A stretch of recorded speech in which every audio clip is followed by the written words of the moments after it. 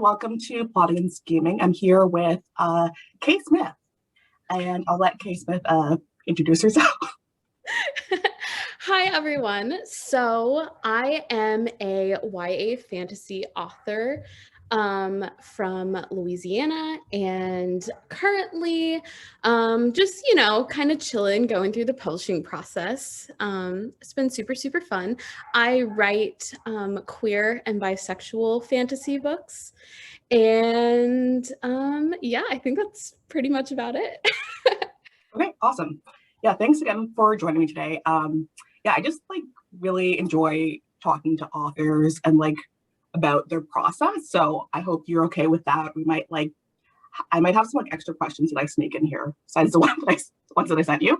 But we'll start off with the ones that actually sent. So what first got you interested in writing, and what were your early influences, and which authors maybe made you feel seen as a queer author?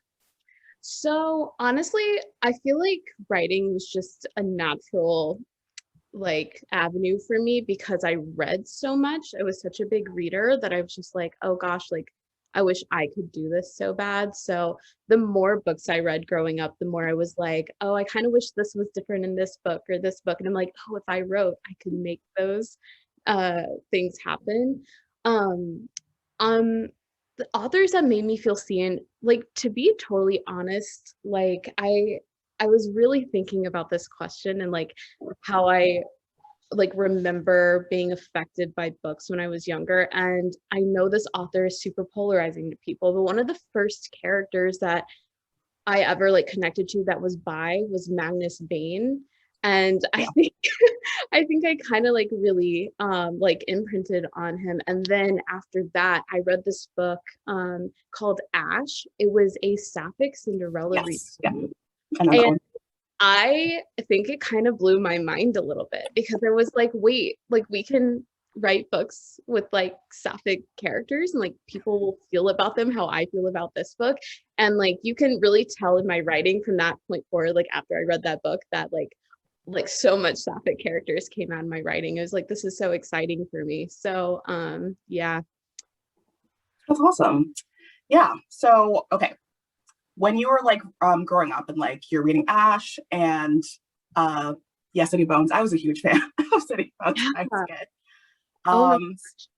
But yeah, I feel for me, I didn't really identify as queer until I was in my 20s. So I wasn't really thinking oh, I don't know why I'm so drawn to queer books and why I loved Magnus so much. Yes. Right. Yeah. So also David Levithan, I loved his stuff growing up. So yes.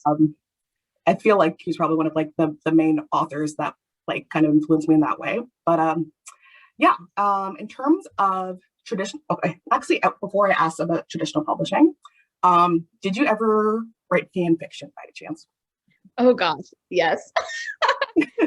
I feel coming off of my MySpace days, I did I was kind of in Facebook, but I went straight to Tumblr.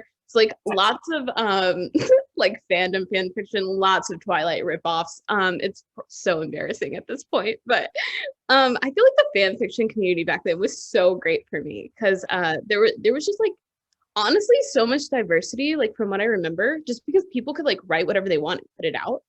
And that was so amazing, and inclusive, especially because I feel publishing is just sort of kind of getting their stuff together with that. So I have fond memories of fan fiction days. I love that. Were you more writing more than you were reading, or were you reading more than you're writing? I was probably reading a little more than I was writing, only because I don't think I understood how putting stuff on the internet worked too much. I had a little bit out there on my actual Tumblr, but on fanfiction.net, if we all remember that. Nice. Yeah. I was a Wattpad kid. It was strictly fanfiction.net. Same. Yeah, same. Yes. So, but yeah, I definitely wrote a lot too, but oh gosh, I just loved reading it so much. Yeah, that was my exact experience. I was just always on fanfiction.net. Yeah, never Wattpad. Archive ever own. I wasn't really into that either. I kind of missed out on that as well. I did too. I didn't even really know about it. Yeah. So yeah, when I was a kid, I would, well, some of my friends would write Twilight fan fiction, and I would like read it there, and they were like good. I was like, this is, I enjoyed it. It was great. Like low key kind of slaps so much. I love Twilight fanfiction. Were you like a Edward or a Jacob person? I was an Edward person, and I feel like that's so Same. telling. Um, but to be honest, Jacob kind of creeped me out, especially after reading Breaking Dawn, right? So I was Wow. like, I'll just stick to my immortal love. It's fine. True enough. True enough. Okay, so I'm gonna ask you. Okay, so before I get into your traditional publishing stuff, like how many books did you write? Um, like initially before you got interested in like publishing, and like what were they about? I probably wrote 3 full books before I decided that like I was gonna take it seriously and like try to get myself published. Um, oh gosh, the first one was a really heavy Twilight Hush Hush ripoff. Lots Ooh, of oh I hush hush, memories. right? I know, like that was so popular with me at the time. And going back and reading as an adult, I'm like, gosh, yeah, red flags everywhere. But then my second and third books really started like the characters that ended up in the book that I will be like eventually debuting with kind of started their formation there. There was like a lot of elemental magic because I think that was like a really big trend at the time and stuff like that. But slowly evolved and I got to where I was writing a lot of witches and stuff, and that is still my favorite subject. I love witches. I will read anything with witches. Oh my gosh. So that's kind of where we ended up. That's awesome. What are your like favorite like all time witch books? Okay, I this is a recent read, but actually it's right here. Blood Like Magic. So good. Kind of blew my mind. It was my most anticipated read like all year, and I was so worried I was hyping myself up too much, but I did not. It was so good. It stands up. I love that book. I love Howl's Moving Castle is Yeah. probably my favorite book of all time. I am actually in the middle of rereading the series. I adore that kind of like whimsical witch magic. Yeah. So yeah. I'm glad to hear that you like Blood Like Magic because I'm in the middle of that. My friend Lizelle wrote it. I'm going to actually interview her in a couple weeks. So yeah, very Oh my excited to finish. I'm such a big fan. I just it's bad. It's unhealthy. I'm like, oh my, she has an author tube too. Yes, I was obsessed before I even knew her. Like one of my other friends introduced me and was like, I'm not going to freak out. Like, we're just going to be friends now. It's gonna be great. Yeah, no, literally. I just watch her author tube and she has like such a nice calming like presence. Yeah. Her book is so good. Oh my gosh. Really is calming. Like when I was like working on the book that I queried to get my agent, I would just like binge all of her videos for inspiration. And it was Yes. like so helpful. It really got me through the querying process, I feel like, because I'm like, okay, there's like an other side to this, and it looks Yeah. cool. Yeah, honestly, yeah, she's great. And yeah, so far I'm really enjoying it. So I'm excited to hear that you like all of it. So that's awesome. Okay. Yeah, so if you do want to talk a little bit about your journey, like querying, like when did you hear about querying? When did you decide you wanted to do it? And like what steps did you take? So when I started writing the book I got my agent with, I didn't think that that was going to be the book like I would get an agent with, but I knew I loved it so much that I really wanted to try. So around like halfway through writing that, I started looking up like how to publish a book because I had no idea. I knew it was like probably kind of complicated, but I was always told like don't even bother until you've like written a book. Like you have to have a book. But halfway through, I was like, okay, there's like something here. Maybe I'll look into it. So started going through like all of the query, like read so many blogs, watched so many YouTube videos. And then I kind of was just like, all right, let's get into this. I finished up my book in October, which felt kind of serendipitous, like on a full moon. I was like, all right, there's like a sign here. So then I just started doing like a ton of research, really tried to make my odds as good as possible, like with the agents I was querying, because I heard like you shouldn't query too many people at once to make sure your query letter is working and all that stuff. So Also definitely lost track, which I do all the time when I'm talking because I don't know how to stop talking. No. Yeah. I actually did read your How I Got My Agent blog piece, and you had a very fast process. It was really cool to like, it's so fun to see those stories. And like, I actually interviewed Joy Goffney, who wrote Excuse Me While I Ugly Cry. And she said she like queered like 7 people and got a response within 2 months. And she was just like, yeah, it was such a long time. I was waiting for like my agent to read my full, and she was, and it's like, it was like 2 weeks. I'm like, what? Did you say 2 weeks? Yeah, I know it was So a blink of an eye, to be honest, which is, and like I totally know that, and I tell people that all the time because it was definitely because I don't shut up on Twitter. Like like that my unhinged constant tweeting like is definitely kind of why I had the relationship with my agent like going into it that I did, and then it just like right place, right time kind of worked out. And I've kind of figured out publishing is a lot of that. Like after you put in all your hard work, sometimes it's just like luck. So just super grateful for how it ended up happening because yeah, I like that you mentioned that. It's kind of like the fact that like sometimes networking can be really helpful in terms of like trying to find an agent, because there's pitch contests. And then in terms of pitch contests, it's great if you actually follow agents. And I feel like some people might be like, should I actually follow them? Or, you know what I mean? And like, what should I do? How should I interact with agents while I'm querying? And I feel like that's kind of like a difficult thing to navigate. So while I was querying, I was like, okay, I'm just gonna follow people, and then I'll occasionally like some of their tweets. Maybe I'll try and interact. And then every time I did, I was just like, oh my God, what if they don't respond? And like, in terms of like your agent, Emily Forney from Bookends, yeah, she's very active on Twitter. And she always has these like fire tweets. I'm just like, oh, this seems really fun. And so during a pitch contest, she's like, let me know if I should like her tweet in terms of this pitch contest. And it's like, agents don't do that. So I'm just like, please. And she's like, I got you, I'm gonna do it. And yeah, I did get a full request from her, so that was really nice. So yeah, it's kind of just like putting yourself out there when you can, because it is difficult. Like, but how do you kind of like get that confidence yourself to like kind of, I don't know. I think it's so true. Like the balance of like professionalism to like interacting on social media is so strange with agents and stuff, especially. But honestly, I think I just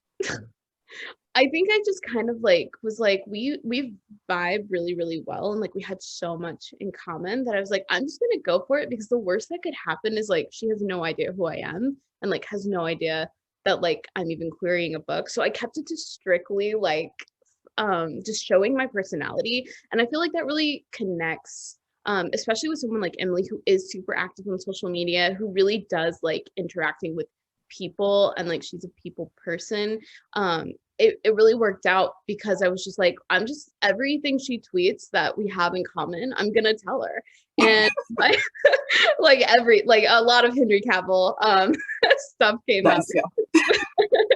But like so that's kind of what I was just doing, and like I didn't talk about my book or anything like that at all. But by the time like we got around to like the pitch event and me querying her and stuff, she was like, we have a lot in common, like, and she like remembered that. And like there weren't like any boundaries crossed or anything. She was like, okay, I know we'd get along like as people, so like let me see if the work is something I'm interested in. And that really worked out. So I always say like definitely follow agents, like as long as you're not like pitching them your book under every single one of their tweets. Like I think like interacting when you have things in common and stuff is like great. Like personal connections at the end of the day is always so good, you know?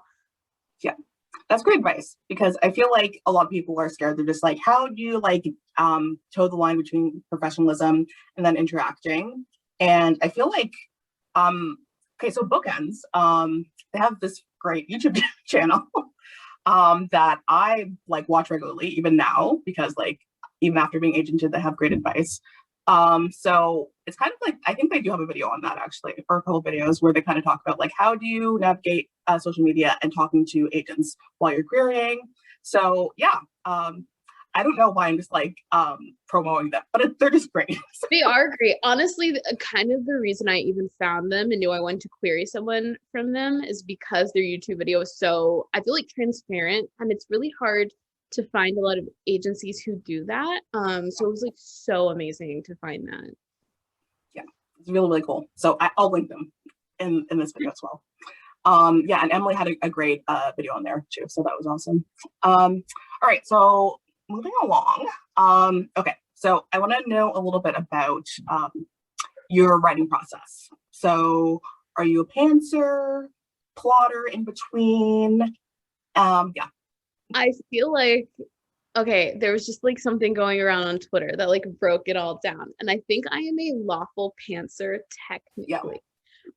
So basically when I get a new idea, I have, oh my gosh, first of all, my notes app is just cluttered with just random thoughts that I get, you just like jot it down and I go back and look and I'm like, I have no idea what that means. But when I have like something that's kind of like sticking in my brain, I'll write it down. And then when I decide to start a new whip, which is way too often, I will go through and like make a bunch of bullets of the plot. So I know how to like where the character starts and where I want the character end, and kind of just connect the dots however it goes in between there. So like I know where they're ending up, like their arc, and I like to have a tiny bit of structure, but I find a lot of times like I don't like boxing myself in because I end up doing a lot more rewrites in that case, because the character, like my characters usually do kind of tell me where they like what they want to do and where they want to go. So that's so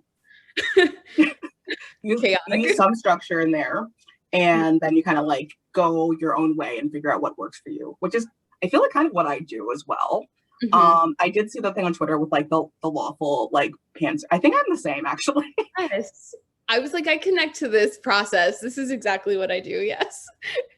Because like plotting, I just don't do it. Like there's some people who do like these giant outlines, and I'm just like, how? Because it's like I feel like it takes the fun out of it. It takes for me the creativity, because I need to kind of not know exactly what's going to happen. But in terms of like structure, so I feel like I've been trying to figure out like what structures work best for me. So do you use Save the Cat, or do you use like the 3-act structure? I know some people have been using the 4-act structure and talking about it more. So what kind of do you typically like go by? Honestly, I don't even know if like I have anything that structural to like go by during my like I'm assuming that I don't even know totally what that is, to be honest. And that is because like I truly am just like, I sit down and I have a bullet journal, and literally if someone stole that, they have my whole career in their hands, because every single thing about every book is in there. And like I don't really like have anything too in the box. I feel like I get burnt out really easily if I do anything too structural. But yeah, so are those like formats? Is that like how people write, like the order and stuff? I feel like everyone loves Save the Cat so much, and I don't get it. Like I'm not good at it. I use 3-act because it's kind of just like the basic stuff of just like you have your opening and then the inciting incident, and then kind of like just the major okay stuff.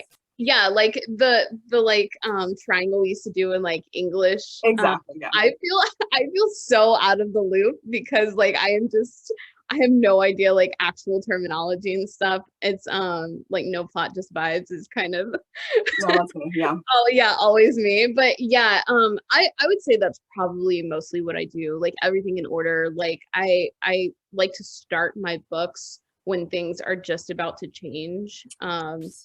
And then go from there and see what happens. I love that. I feel like I'm like, I'm going to change. I'm going to become a plotter. I'm just like, I don't know how that's going to happen. So there's this author tuber. Her name's Abby Emmons. And she does all of these extensive videos on all the parts of the 3-act structure. And I'm just like, I was just like religiously like watching this when I was just like, okay, I'm going to like rewrite my entire book right now. Let's put some story structure in here. And it really helped a lot. So, Okay, honestly, after this, I'm going to go look it up. I feel so clueless. I'm like, I have no idea like about any of that. Maybe that's a problem, but oh, like you've got it under control. you're right. We're chilling. It's fine. Exactly. Like I like honestly like writing craft is like this thing where I'm just like I know how to write. Like I've been writing fan fiction since I was a child, but it's like I think I need to like do some more research at I some know. point. It's so true. I listen to like other authors who have like really been doing this for a long time. I'm like, oh my gosh, you have more than two brain cells. I wish. I like honestly, I feel like they have it down pat. Like they understand like their process and everything. And I'm just sitting here like, if it comes to me, it comes to me. Maybe someday I can be that together. I feel like everyone has different stuff because I know like tons of crazy successful authors who just like I don't know what the hell I'm doing. Like don't ask me about my Like process. what are words? Like I was watching something with Kayla Ankrum, and she kind of mentioned that like she's like I just kind of do all of my edits where I just kind of like I will read a chapter and like go through all of the different things I need to edit. So she'll like read the first chapter for like grammar, and then read it for like narrative distance, and then read it for like dialogue, and then just go through it that way instead of reading the entire book for one point. And I was like, oh, you can do that? Because I was just kind of like, I didn't know that. That sounds amazing. Yes. Because you usually do it like as a whole, like overarching. I kind of do that too, but that is interesting. I feel like that would break it down so much easier.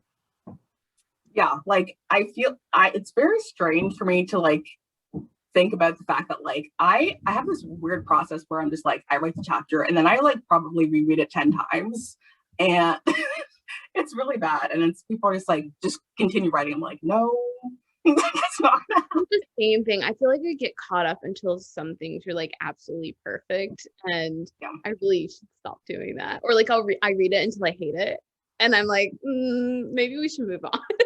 Yeah, that's kind of like where I'm at right now. It's kind of like I don't know. Okay, this is just this is an off the cuff question. Mhm. Okay, so when you get to that point where you're just like, I can't read this anymore, like, but you have like deadlines, like, what do you do? Because I'm just like, I don't know what to do.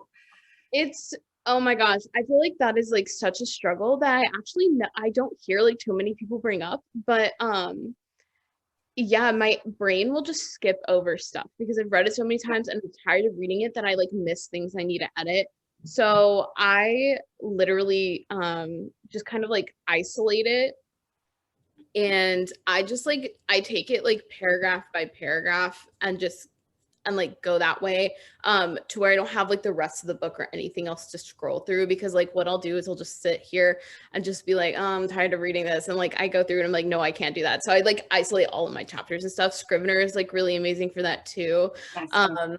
And I also use when that starts to happen, this is fun for me, I use GoodNotes on my iPad, and I literally just like annotate it, like mark it up with like all the fun things. So like I'll go through with like a certain highlight color and put all the things I love, and then I'll go back and like look at it critically and stuff. So that way it's like a little bit more interactive, and I'm not just sitting there like reading it, like trying to figure out revisions, because gosh, I like honestly, if I have to read this book one more time, I feel like I might scream, you know? I'm like, also, I start doing that thing where I read it so much that I hate it, which exactly. is so bad. So yeah, I try to isolate it and like make it more fun for myself, so like it's not super overwhelming. I also feel like I could recite my entire first page. Anyone else, like the first page, I feel like it could say like a monologue at this point. I love that. That's awesome. I'm just like, yeah, I kind of have this thing where I'm just like, I don't even know, because it's like I got to the point where I'm just like, okay, I don't want to read this anymore. I hate it.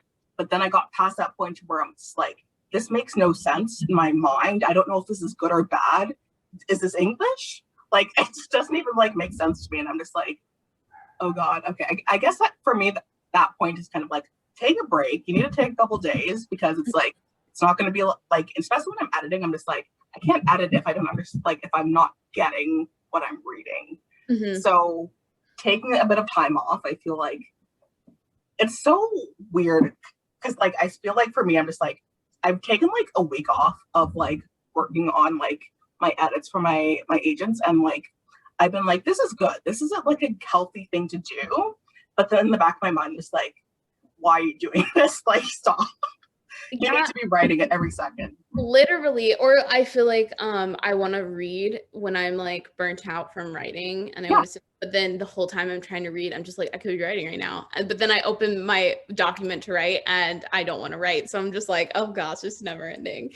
But yeah, honestly, I don't know how it is like for your deadlines or anything, but like I have like a pretty big schedule and like I'll have like a month to get back certain things, and I always take at least 1 week in that month and I just don't write. I love That way that. like yeah, like you can like revise like the first couple of weeks and then you sit on it and just think about it for a week, and then you go back and like all the things that you got to like ruminate on, you can like really fresh eyes. Yeah, Because I will just get burnt out and like that's never good for anybody. yeah. Like I feel like you have to be like, if you're, especially if you're editing, you just have to be like, what does this mean? Like, and just trying to like, I try to like give myself an. It sounds weird, but like give myself like amnesia. I'm just like, well, I'm gonna pretend I've never read this before. Yes, I know. Like, really try to trick yourself into like having new eyes, like as if like you're the reader and not the writer reading it. Yeah, You know, oh, it's so difficult though. I'm just so like, hard. because like it's not even like I hate it. It's just like blankness. Or like I'll get edits back and suggestions that I'm like is so genius. Why didn't I write it that way in the first place? And then I just get frustrated with myself because I'm like, Yeah, why wasn't it already like this? I don't like. What was I thinking? I don't know. it's kind of just like being so close to it. There's so many obvious things that like I Yeah, feel like people miss, and I'm just like, yeah, it's just because I've read it 20 times. That's why I didn't get that completely obvious thing, yeah, and not because I'm stupid. absolutely. Okay, so yeah, just kind of before we move on a little bit, like okay, so for your editing process, like okay, so before you queried, did you have CPs, betas, and then like when you started querying, did you make any major? Oh, you didn't make any major changes because you got agented very quickly. But like, how did that work? Like, how did you kind of connect with your CPs and betas? And yeah, I would like to hear.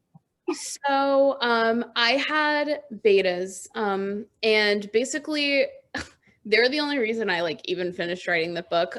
Book Twitter is like a whole thing, right? Like Yeah, yeah, an entire world. So I joined Book Twitter like when I had half a manuscript done, and I just met like this really amazing group of people, and I was like, yeah, I'm working like on a book, and they asked to read it, and then they demanded more. So like I was writing a chapter a day for them, and that got my book done so quick. Like honestly, that motivation, yes, just yeah. having people excited about it.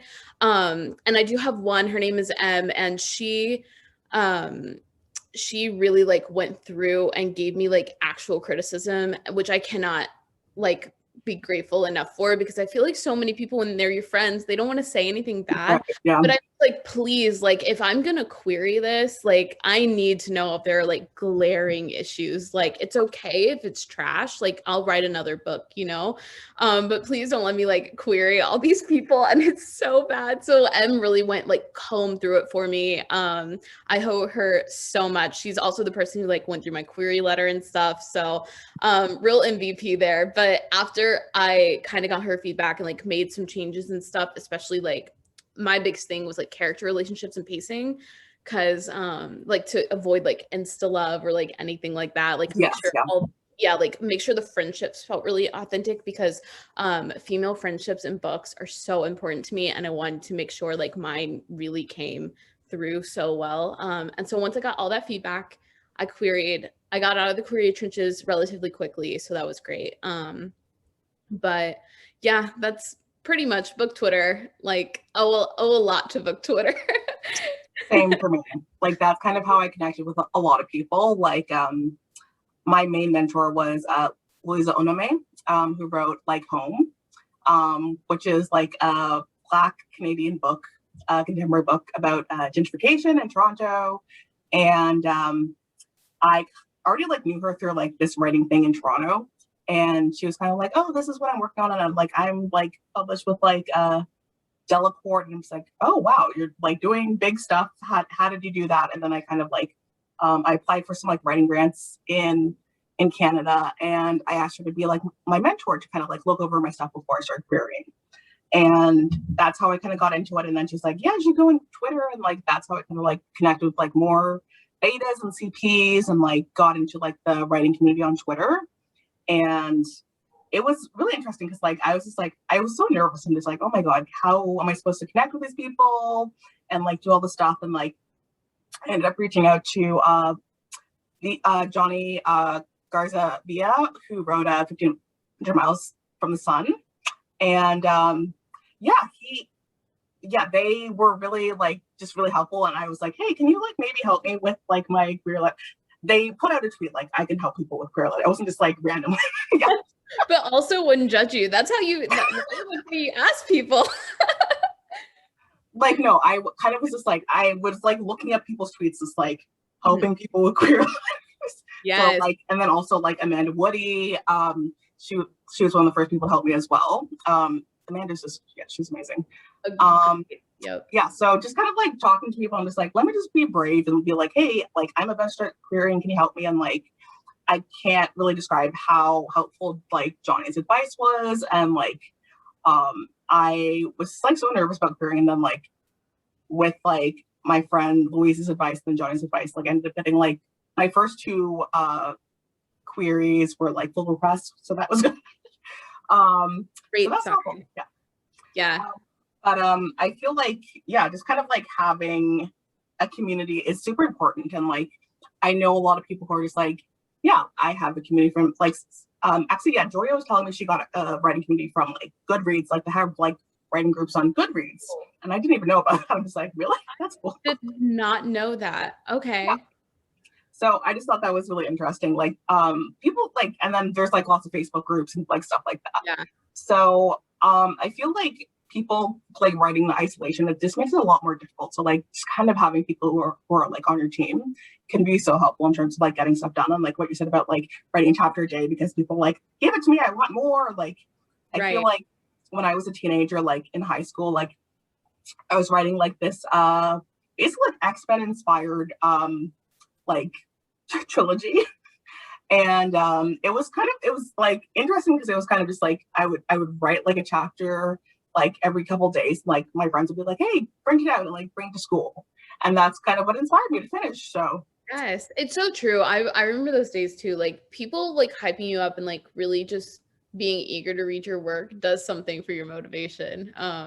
So exactly. Yeah. I feel like Twitter, I there's like it's so much like so many emotions go into Twitter, but like overall like the community and the people and like finding people like me has just been so overwhelmingly positive, and I definitely owe so much to it because I don't even know what my query letter would have looked like if I didn't have if I didn't have advice from people and stuff, which is why like I always try to pay that forward, like always open to people DMing me about their queries and stuff. It's just like you're kind of like drowning in information and like not knowing whether or not your query is like working or not. Yeah. And then you really only get one shot sometimes. So it's I feel like it's such a good community there. And wow, I didn't even know like Goodreads, you could have like group chats and stuff. So that's crazy.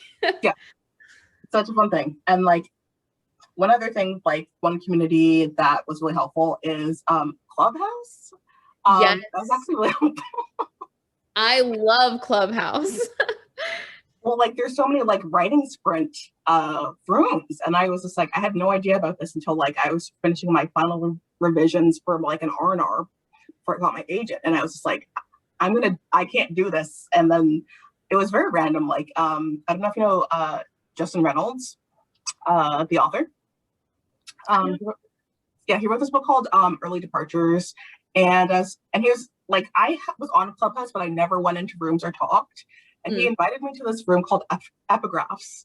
And I was just like, aren't you a famous author? Why are you inviting me to this room? And he was just like, hey, welcome. Do you want to sprint with us? And that's how I was able to get through like my R&R revisions. So it was really helpful. And then like I still like am on there every day doing like we kind of do like 45-minute sprints, and then we kind of like touch base like, hey, what did you guys do? Like it's so helpful. It's really great. Nice. I know it has been like such an amazing tool. Also, like really got into like the bookseller side of Clubhouse too. That is always so interesting to me.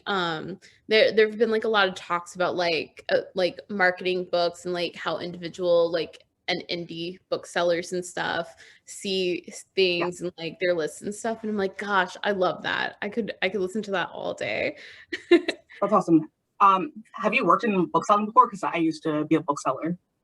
No, it was my dream part-time job as a teenager, but gosh, I really wish I would have gotten into that, but I fell into other things. But I don't know why it fascinates me that there are people who literally get to like curate lists at stores, and like indie booksellers are amazing because like they really can do like whatever they want, which is so great. And I've seen like so many positive things. And then like people who like work for like corporations like Barnes and Noble and stuff, and like seeing what they can and can't control. I don't know why that's so interesting to me, but Yeah.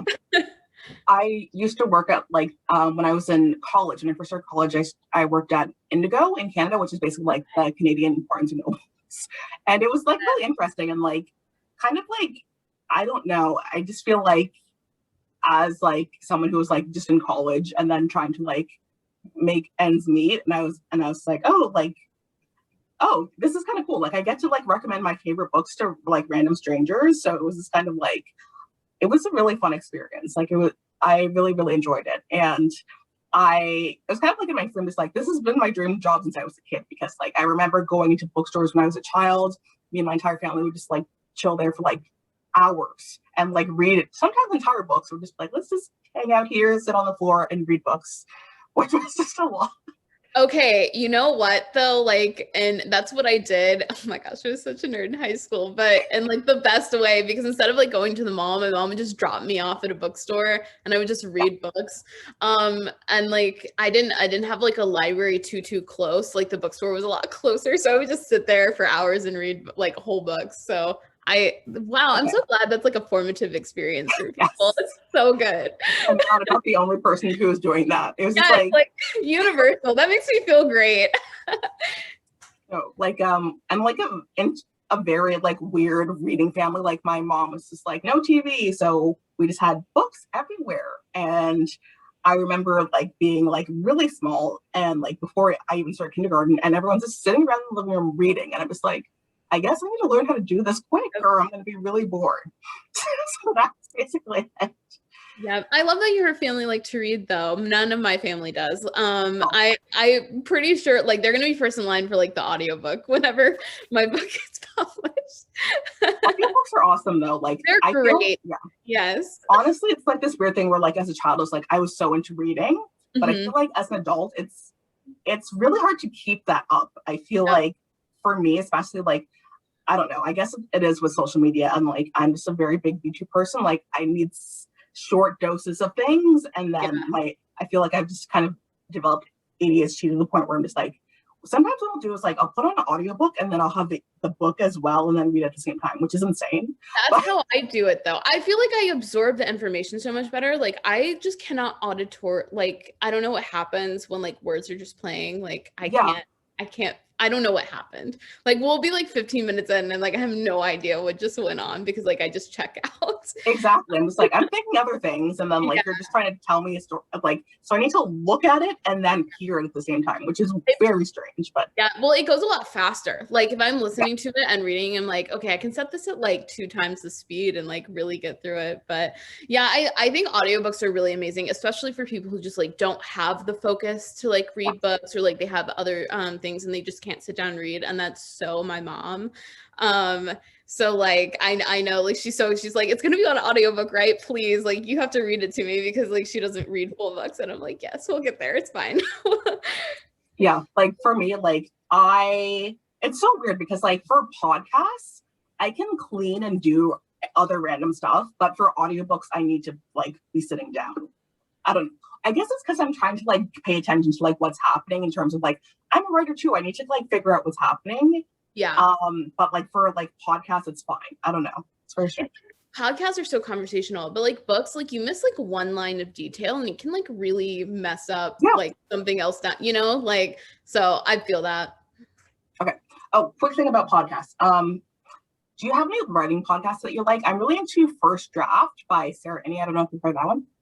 I haven't. There's one I listen to all the time and now I'm not gonna be able to remember it, which is tragic. Um, but I need to look up First Draft. Does she go over like mostly like writing process and things like that? Yeah. Okay. So do you know 88 Cups of Tea? Yes, that's the one. Yeah, okay. I was about to say I think it has something to do with tea, but then I felt kind of silly for saying that. But yes, Yes. I love that. So that's the first one I got into. And then I think I was just like at a book event for like Veronica Roth and Sarah Ennie, she happens to be friends with her and she was like in the audience promoting her podcast. And I was like, okay, I'm gonna check it out since I like 88 Cups of Tea. And it was like it was kind of like a game changer in terms of like me querying because she interviews a lot of YA authors and she's a YA author herself about their process. And then she has this special like series on First Draft called Changes, which is basically about publishing. And she talks about contracts in very extreme depth to the point I'm just like, what are you saying? It's just a lot. Yes. And kind of like in terms of just like book deals, like what are the different types of book deals? And then like what are the different type of rights that go into like audio rights and like what goes into that, and then all of the, like the film rights and like all of those different things where I'm just like, I would not know. And so I feel like my agents are probably going to be very upset where I'm just asking them random questions. They're just like, I'm handling this. And I'm just like, but Sarah said, which is horrible.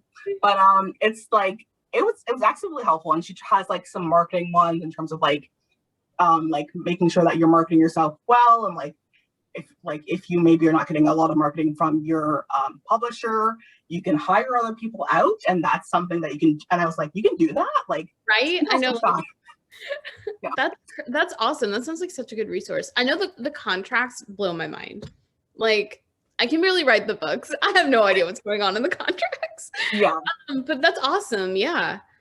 Yeah. So she's a major one for me. Yeah, 88 Cups of Tea as well. So those are some big ones. There's some ones with like some agents that I can't think of right now.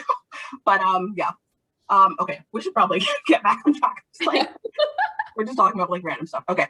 So in terms of your current project, it's witchy, right? So I would like to hear like a little bit about it, if you can share, and like what are your main inspirations for it?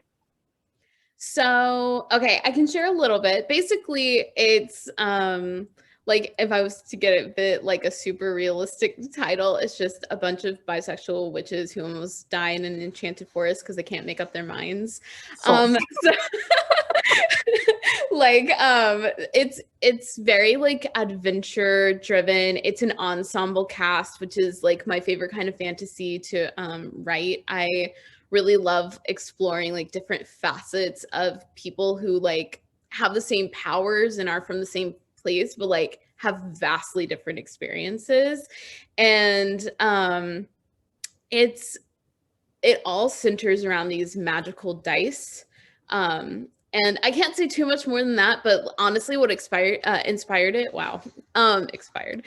What inspired it was, so my partner and I are like giant board game people. And basically what happened was we were having one of our board game nights and I got really upset because I don't like to lose. And it was because of like a number I rolled on dice. And I literally said like out loud, I was like, I hate that like something that's just completely by chance like can mess up the entire course of me winning this game. And something just clicked. Like I had my main character in my head for a long time. She was in a lot of different situations, had a lot of different friends, but when I kind of like started thinking about it that way, and I was like, I don't know if I've like read anything with like a dice kind of edge to Yeah, it. Like that element was kind of like fresh to me, hopefully. yeah. So I kind of just started writing it, and it's so much fun. I love it. Oh my God, that sounds so cool. And I'm really excited for like, have you had a title reveal yet? Because I really want to hear that. I haven't. I know. Okay. Okay. I literally, oh, I can't wait. I can't wait to talk about it. It's killing me, but yeah. That's so cool. So are you into like D&D or like other like board game stuff? Okay, so I have played D&D. I love the concept of like a story sort of situation, but unfortunately like can't ever have people keeping up with it because it's like a once a week like very long ordeal. Super Um long. Yeah.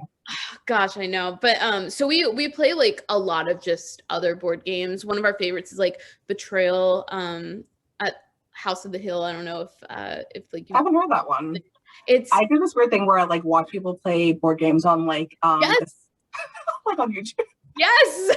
No, it's so much fun, right? I don't know Yeah. why. Like, I just there's something about board games that make me like so excited, like board games and reading. But yeah, it's so like Betrayal is kind of like a story game too, and like it also has like a really heavy dice element, and like and that's the game we were like playing. So it's yeah, Okay. super fun.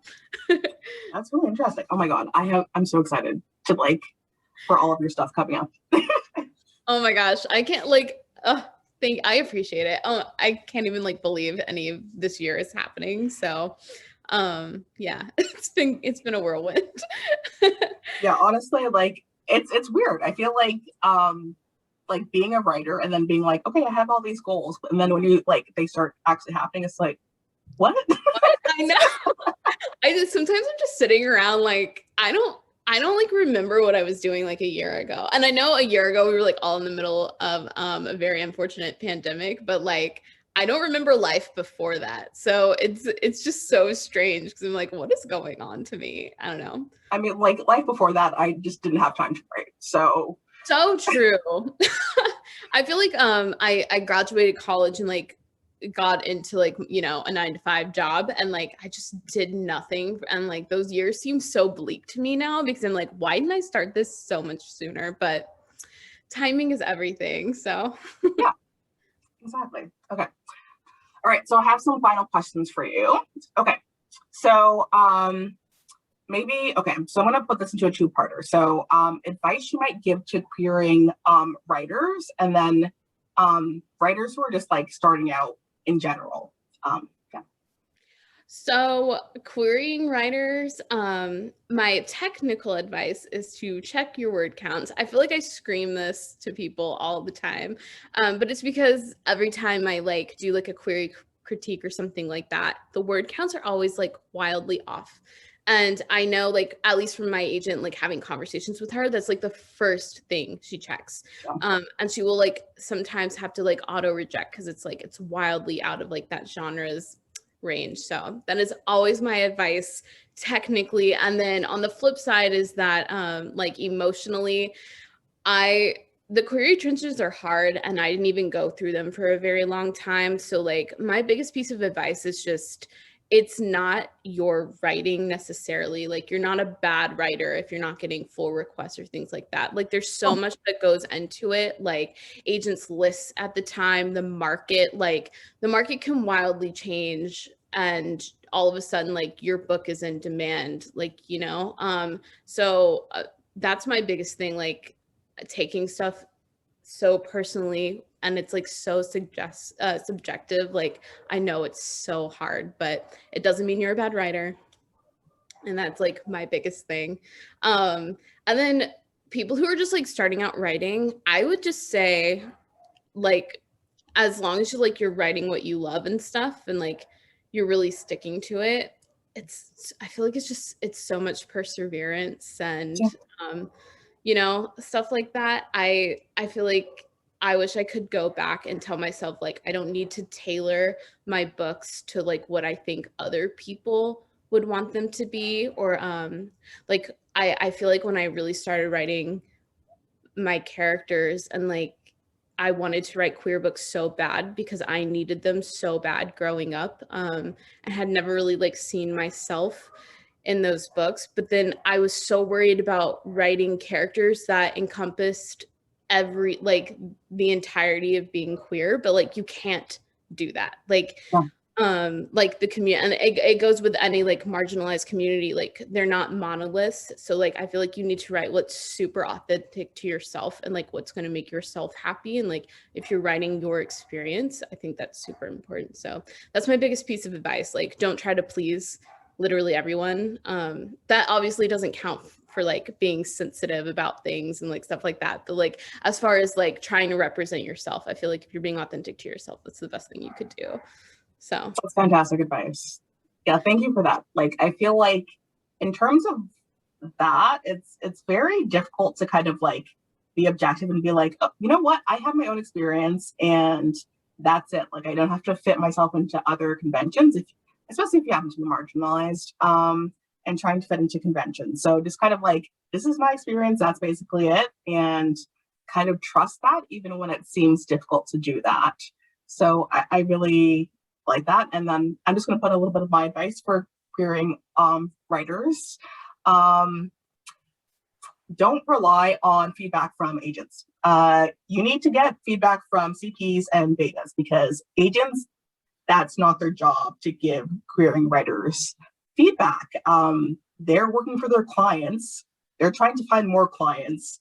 And that if they are not interested in you as a client, like you said, it's kind of like your book isn't bad. They have to be extremely selective. They get thousands and thousands of queries. It has nothing to do with the quality of your book. It's just like, it's a difficult market. Like it doesn't have anything, they're not like, oh, we hate your book. It doesn't really have anything to do with you. It has to do with like, what are they passionate about?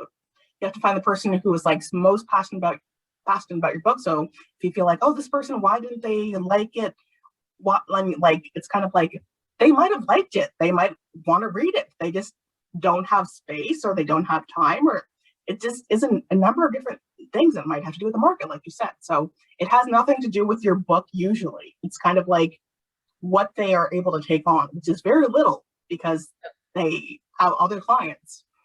And I feel like when I was first started querying, I'm just like, oh, this person hates me now. That's like very, just like, why? Like, I was just like, I didn't get the process of just like what they were thinking. I'm just like, I need to find someone I'm like, will be able to read their book like 10 times in a row and still want to read it. right. It's so true. Yeah. Okay.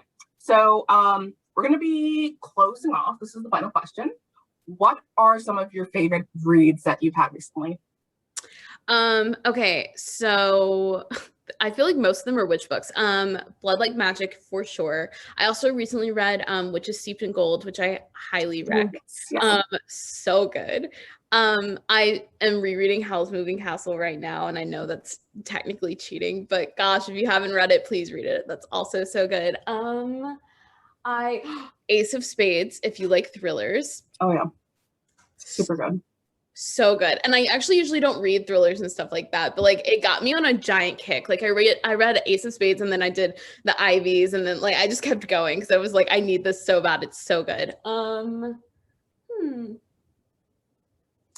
Can anyone tell that I haven't been reading much lately? I mean, you do have a pretty extensive bookshelf, so I do. I know. I really, really, really try to keep up with it in writing, but I feel like when I'm in the editing process, like I am incapable of reading a full book. But, yeah, I can't really do it. Yeah. For Rita, who wrote Ace of Spades, Jackson has a great podcast called The Right Type, where she interviews different writers. So I just wanted to put that out there. Oh my gosh, I'm putting that on my list. I adore her. Her tweets kill me. I love them. Yes. Oh, so good. But yeah, I think that's pretty much it. Oh, Lost in the Neverwoods, I also read recently and I highly rec. I love that one. I love anything with like a forest aspect, clearly, but that's Aiden Thomas, right? Yes. Okay. Awesome. That's okay. I'm so looking forward to reading that. And then Kayla Ankram's Peter Pan book. It's gonna be fun. Yes. It's something about Peter Pan. I don't know. I mean, I think it was that one movie, right? With Jeremy Sumpter. Like, oh yeah, really inspired an entire generation to just like be in love with Peter Pan. I was already into it before that. Like, yes. Like it's yeah. I mean, like I'm an adult writing YA, so I feel like it applies to me. Yes, so true. Hey, I really appreciate you making the time to do this. This has been awesome. I'm going to put all of Kay's social media in the links below. And yeah, I'm just really glad to have connected with you. You're awesome. And yeah, that's about it. I really appreciate you giving some advice to new writers. And yeah, I really appreciate it. Thank you. Yes, I appreciate you so much. Thanks. All right, I'll talk to you later. Bye.